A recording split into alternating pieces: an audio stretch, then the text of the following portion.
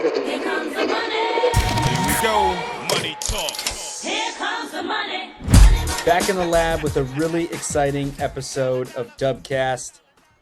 New guest to the program today. I think you're really going to like hearing more about our friend Cory Covers. Follow him on Twitter at Cory_covers. Cory's got a super interesting story and journey into the world of capping, and excited to unpack that with the team today. Also have Andrew the Dash joining us as my co-host today. So this is his first rep in the studio, so should be an action-packed epi. Before we go any further, Cory, please just introduce yourself and say hello to the listeners at home. Yeah, thanks, guys, for having me on first and foremost. It's been a blast just getting to know you guys. Cory Covers here, originally from Scranton, PA, home of The Office. Get that a lot. Sports broadcaster by trade. Went to school at East Stroudsburg University in the Pocono Mountains. They like to call it extra semester university sometimes because they like to have a little too much fun. Let it be known I did graduate in 4 years. Nothing wrong if you wanted to stay for an extra semester, but love my time there. Got my start in minor league baseball on the radio side. Now I'm on the TV side for a local sports network, and just making my venture into capping here, relatively new, but certainly excited to see what it holds. Fantastic. Let's start right there. You're one of the few folks I've come across who has translated all that great research and analysis that you have to have as a broadcaster into the world of capping. Tell us a little bit about how you got introduced to this wacky world, how your process is maybe informed on your background as a sports broadcaster, and just what you've been learning as you've been building out this other side of your media brand. Yeah, I think I just got started just seeing how big gambling and handicapping has become in the country. I mean, I know it's not legal in every state, which I'm surprised it's not right now for the popularity reasons, but having some friends get involved with Dub Club and just having the ability to watch a game and sprinkle some money on a game that either you're rooting for or two teams that you quite frankly don't care about, but you want to have some fun and interest. So kind of enjoyed doing that. And then the sports broadcasting background, I think it really helps because I'm used to diving into stats, trends, analysis for teams. I'm thumbing through game notes for pages and pages on end, trying to find different anecdotes that I might be able to use in a broadcast. And I think my background of just having that patience, knowing what to look for with certain things can translate really nicely into the capping world.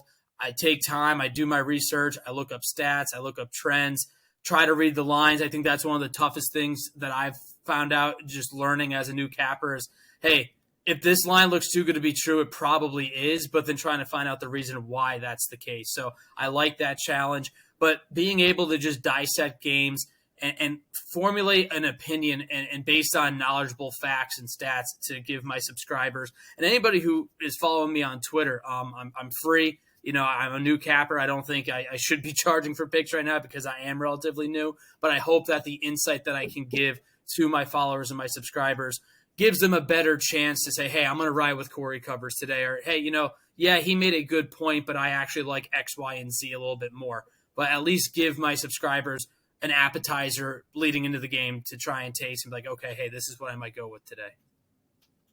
The thing Super interesting, Cory. I had a question regarding your recent MLB playoff absolute heater. I mean, commonly it's incredibly difficult to cap the playoffs, but you're making it look extremely easy. Talk to me a little bit about your strategy when it comes to handicapping these MLB playoffs.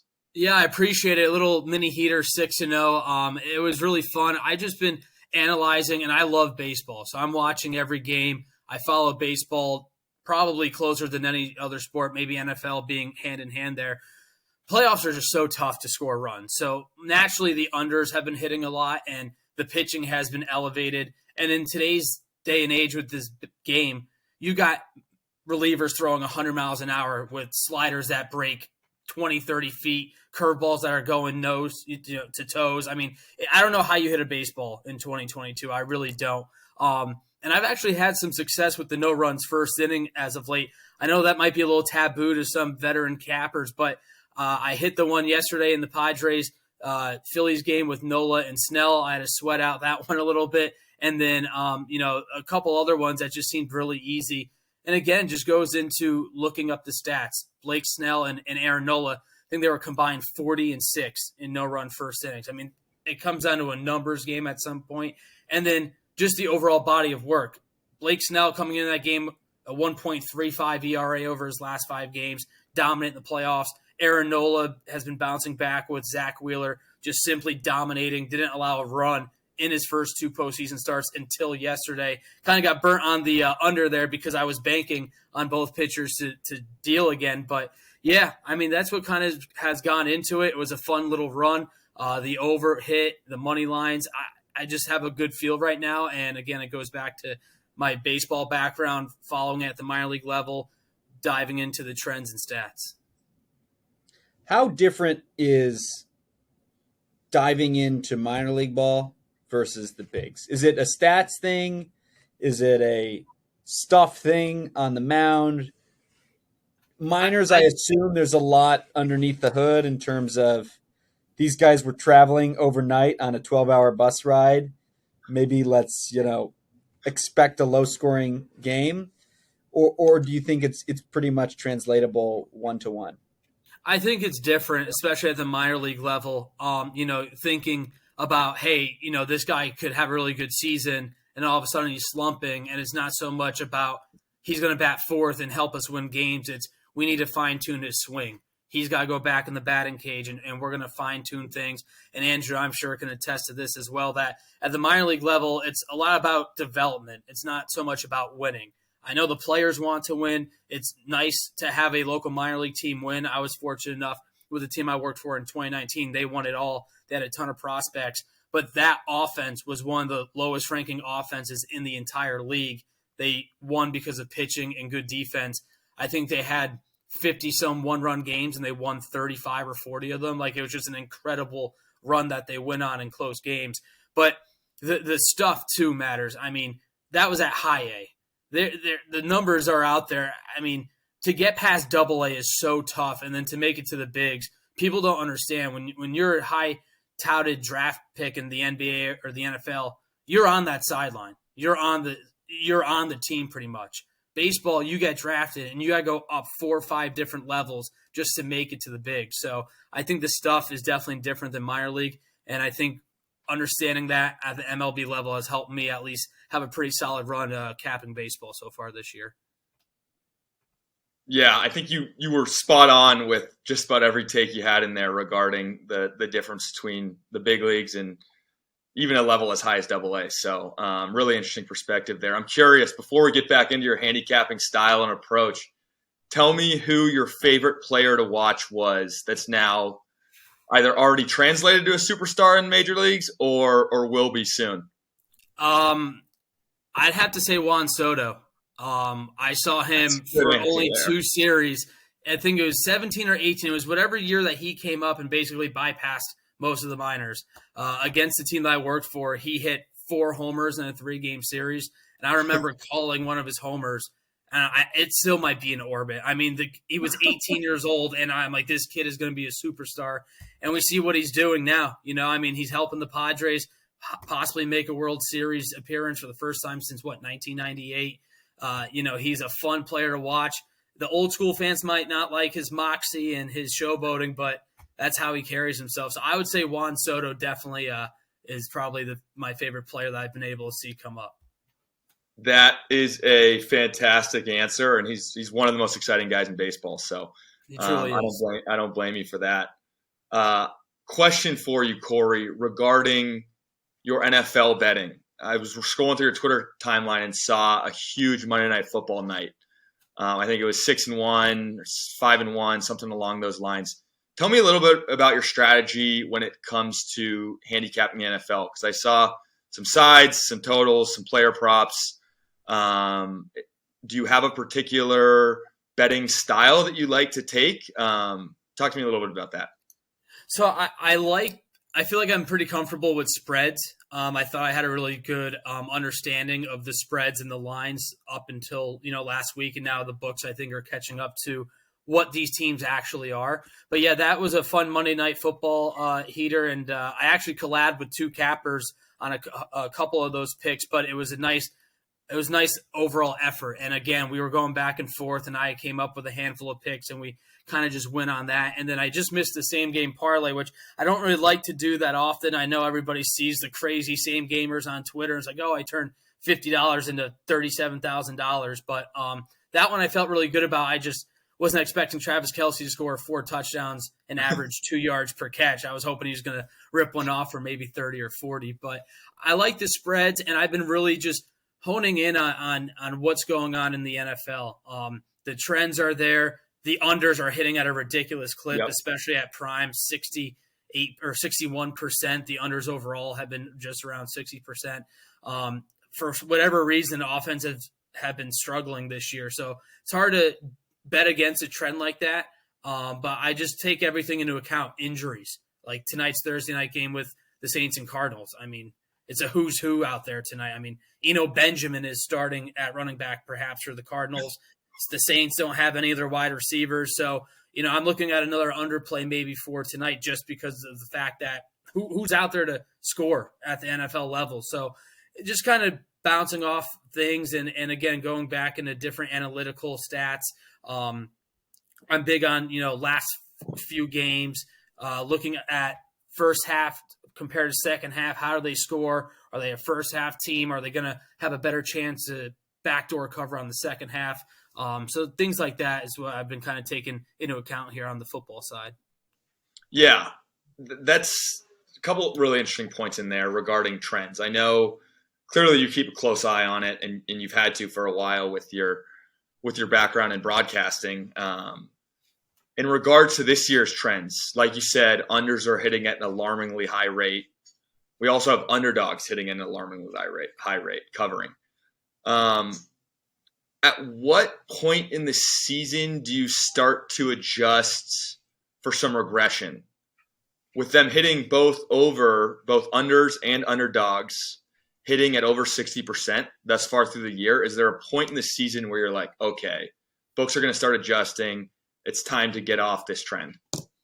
Yeah, I think it's dependent on when the books catch up to it. And I think this week and moving forward, they're starting to do so.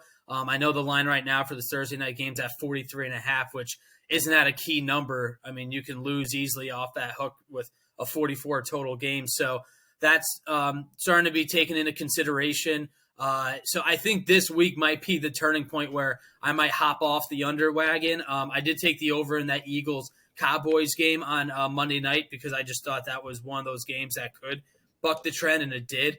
But yeah, I think it's a matter of time, and veteran cappers would probably agree. Like I said, I'm learning and trying to absorb as much as I can. I'm trying to be a sponge to this new world of capping. But when people joke and say Vegas knows, they know what's going on. They've got a pretty good idea of what's happening, and they've got a really good feel for things. So just trying to keep my eye on how lines are moving, both spread-wise, total-wise, and just keep my eyes forward. But I wouldn't be surprised by week 8, week 9, I'm off the under and hitting some more overs. Cory, when you say, sorry, go ahead, Lou. You're good. You said you're new to the capping world, but you're already talking like a pro's pro. How much of the background in broadcasting is just like literally 1-to-1? I'm already doing my research. The only new piece of research is like executing against the number and the line movement. Like, how has your process changed is what I'm trying to get at as you layered in this new aspect of your day-to-day. I think it changed a little bit because there's more numbers involved where you have to dive in more. Broadcasting a game, you got to know the ins and outs of a football game, right? Hey, if these guys have weak linebackers, are they going to try and attack them up the middle? Or are they going to go with some slants if they're playing soft coverage? Who's the matchups? Like no Lattimore tonight for the Saints against DeAndre Hopkins. Everybody's all over Hopkins coming back after the suspension. A lot of people think he might have a big game, but in my opinion, it's his first game back. Kyler Murray's struggling. So now I'm taking it as a storyline because that's how I would look at it as a broadcaster. What are the storylines coming into this game? if I'm calling it, if I'm Al Michaels tonight, I'm hitting, hey, first week back with DeAndre Hopkins. How's he going to play with Kyler Murray, who, by the way, the new Call of Duty came out today, so we don't know if he's actually watching film or playing Call of Duty right now. But, is he going to be able to have that connection with DeAndre that we've seen in the past? And then kind of filter that and look at the numbers and the analytical data and say, okay, yeah, I think this might be a good player. I'm going to fade this because of X, Y, and Z. Is Brent Musburger like an idol of yours? I'm just thinking in my brain, like the guys who have been great at both. And like Brent Musburger, for me, is the greatest college football broadcaster of all time and had this amazing second act in Vegas as an icon of, sports betting.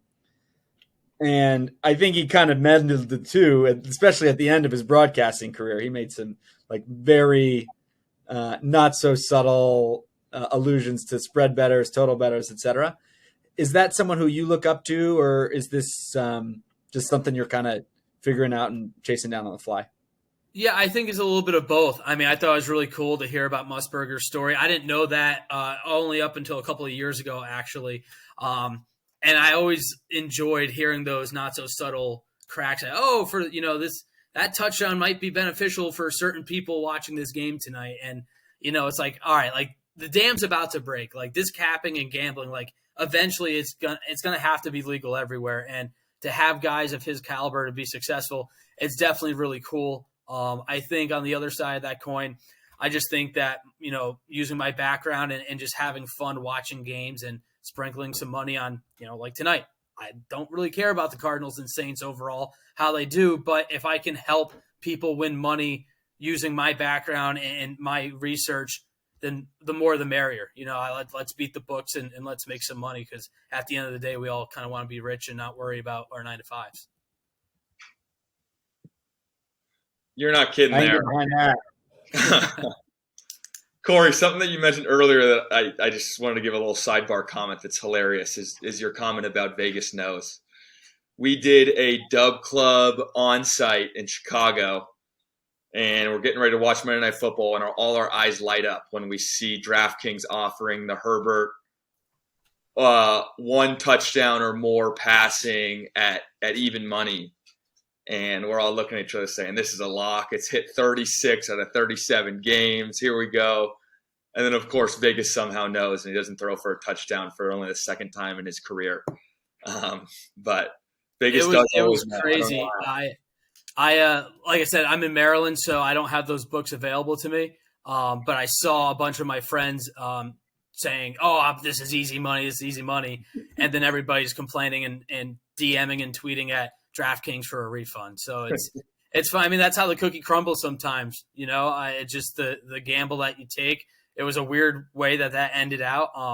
But again, these primetime games have been so ugly that some of it doesn't surprise me as much because of the way these teams are playing. And Herbert, I mean, I don't know what his deal is. I mean, he was playing with a broken rib, I thought. I mean, I don't know how the kid is still playing, but yeah, it was pretty wild to see that not hit, especially at his caliber. Absolutely. Cory, two things that our listeners love hearing from the capping perspective: bad beats and big hits. Are there any bad beats? Or I know you said you're not much of a parlay guy, but when you do just throw $5 on a parlay, have there been any big hits that are memorable for you? Yeah, so when I first started this a couple of years back when I lived in Philly, I had the access to FanDuel. It's not like a crazy amount, but it was to predict the correct score of the Chiefs-Titans AFC Championship game. Wow. It was like 1 to 10,000 or whatever. Oh, and I threw like $5 on it, and I got the score. And it was a garbage touchdown by the Titans. I forget the score. It was like 34-26 or something. It was a live bet. I'm like, I'm going to just throw $5 on it. Why not? And I hit it, and I just danced around my living room, because I just made like $500 on a $5 bet. So to me, that was pretty awesome. Bad beats, I had a couple of, when I first started, and I kind of tell my friends this now too, is I don't mind doing same game parlays or long leg parlays, because to me, it's the equivalent of a scratch off ticket, but you have more information at your disposal. Everybody's like, oh, I won $100 on a $5 scratch off. Well, that's just pure luck. You have no control over that. But if you put in the legwork and research and pick 10 leg parlay, you have a pretty good chance at maybe hitting half of them, maybe needing luck for a couple others. But I think you have a better opportunity to hit it. I had a parlay that was like a 12-legger, and I missed it by like 1 or 2 hits, and it was something, by a yard or something like that. But yeah, nothing, something like that where it's just, oh man, like this guy lost 2 yards on one of his last carries. You see those bad beats all the time. Or, the kneels at the end of the game for quarterback rushing. Yep. So, things like that, that's been bad. That same game parlay on that Monday night heater was probably a bad beat too. I mean, it wasn't crazy odds at plus 360, but you threw some decent money down. I had a really good feeling that was going to hit. The Adams and Kelsey anytime touchdown was a no-brainer. The Adams over 50 yards, he got that on the first play. And I'm like, okay, Kelsey's going to get his. He got his, but it was all on the goal line. So 4 touchdowns later. Right. So, super interesting perspective. And I think that's a really interesting analogy by you in regards to the scratch off. Because, I mean, obviously we can make educated guesses on what's going to happen throughout the course of a game. And now with books being so widely available, you have the ability to also add in these like alternate spreads. And so you could take minus 145 juice on something, but if you're taking the over, you can move that line down. And so I think that's a super interesting approach and not an analogy I've heard before. So kudos to you on that. Instead of getting my morning coffee in the morning for $5, I might start throwing some single game parlay bombs. There you go. The way I look at it, I mean, I love seeing these guys and like, man, like why can't I turn $10 into 20 G's? But again, the odds of that are unlikely, but I'd rather drop $10 to a book and use my background and, analytic standpoint than go into a 7-Eleven and be like, oh yeah, give me a lucky number 7 scratch off and waste 30 seconds of my life and just throw it in the garbage. So super interesting. Cory, another question for you. And that is, you're obviously a very intelligent, highly analytical individual and really have a knack for this handicapping.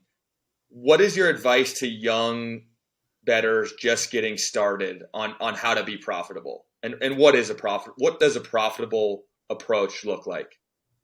I think for me, and like I said, I'm still relatively new, just learning as much as you can. Talking to other cappers. I've met some great cappers through the Dub Club Discord, the Twitter groups we have. A couple of them have been buddies of mine. One of them, it was a former roommate in college of mine, which he's been a tremendous help. Alpha Dog Bets. I mean, he's been fantastic. And just being able to learn from them and just pick their brains. I'm not taking their picks. I just say, hey, I'm seeing this line. Why do I think this way? And is this the right train of thought? And they could say, yeah, you're right, or no, this is what you need to look at. And then I'm just trying to absorb everything. I think also not bet on every single thing.